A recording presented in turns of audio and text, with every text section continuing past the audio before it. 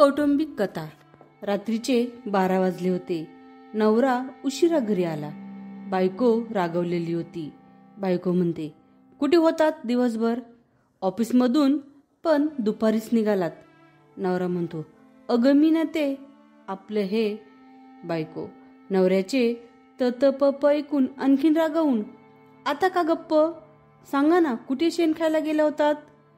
आणि ही घाणेरडी ट्रंक आणि भिकारटी वळकटी कोणाची?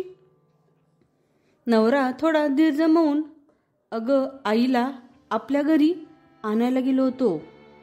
बायको, काय? कशाला आणलं आईला इथे? भावाकडे सोडायचं होतं ना तिला.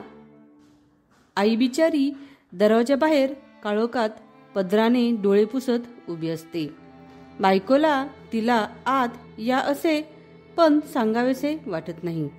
संतापलेली बायको तिच्याकडे पाहत पण नाही. नवरा अगतिकपणे, तिला माझ्या भावांकडे सोडणं शक्य नाही, प्लीज समजून घे.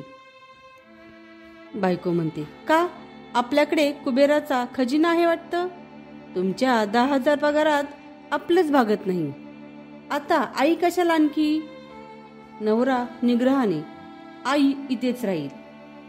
बायको म्हणते, हो का? मग ह्या घरात एकतर ती राहील किंवा मी. आणि ही पण निर्लज्जपणे आली इथे. काय हो, कशाला आलात आमच्या संसारात विष कालवायला? हे विचारतच बायको बाहेरचा दिवा लावून दरवाजा बाहेर जाते.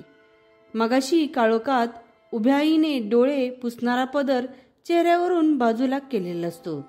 तिला पाहून हदरलेली बायको 2 पावले मागे सरकते आणि म्हणते, आई तू?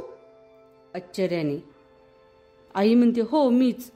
तुझ्या भावांनी आणि त्यांच्या बायकांनी मला खूप छळलं आणि घराबाहेर काढलं. मी जावई बापूंना फोन केला आणि ते लगेच मला न्यायला आले. आपल्या आईची कहाणी ऐकून क्षणभर बायको सुन्न होते. डोळे पाण्याने डबबतात. पण क्षणात अश्रू पुसून नवऱ्याकडे लाडी कटाक्ष टाकत बायको म्हणते, तुम्ही ना अगदी असेच आहात. जा बाई, किती दिवसांनी इतकं छान सरप्राईज दिलत. Thank you darling. आईकडे वळत, चल आई, दमली असतील ना, जेवून घे गरमागरम. नवऱ्याच्या आईचं काय? आजच्या मुलींनी यावर विचार करायला हवा. आपली आई असो किंवा नवऱ्याची आई असो, तिला समान वागणूक दिली पाहिजे. बाबांनो, हात जोडून विनंती करते, आईपेक्षा जास्त किंमत जगात कुणालाच देऊ नका.